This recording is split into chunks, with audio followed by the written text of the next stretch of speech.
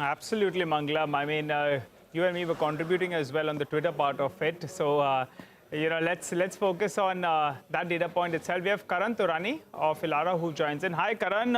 Good to speak to you. Well, Karan, give us a sense about this surge in terms of viewership. Geo Cinema. I mean, I watched it on that platform itself. So, what are you making of this? It's a big shift, isn't it? Hi, Nigel.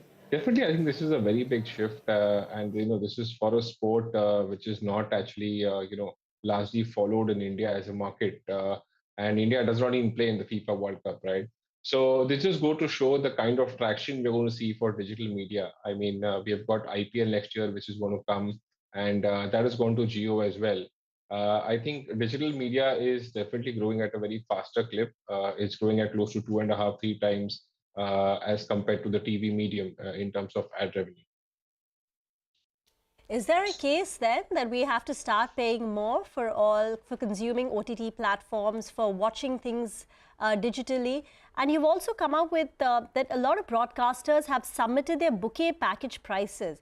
I think the deadline was 31st of December. Take us through the latest on that. Yeah, so firstly, in terms of the digital pay, I think ARPUs remain to be very low in a market like India because it's highly price sensitive. And if you look at the TV medium, the ARPUs are very low there. So just to give you a comparison, you can view close to 700 channels for an ARPU of 350 rupees, 400 rupees per month on TV.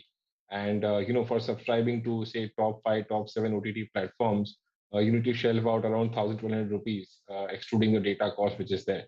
So I think OTT still right now, is an expensive proposition. It's not being able to scale up in terms of number of paid subscribers. Churn rate is very high. Market is fairly fragmented. So I think still some time, when ARPUs really move up in a market like India. Until now, I think they will be very low and it will be more led by telecom bundles and, a lot of partnerships between the platforms which are there. As far as TV is concerned, this reorder which is coming clearly is that, they've kind of raised the price hikes over here. And this is something which is much awaited since the last 2.5 years. Broadcasters are, wanting to increase the price on the TV medium.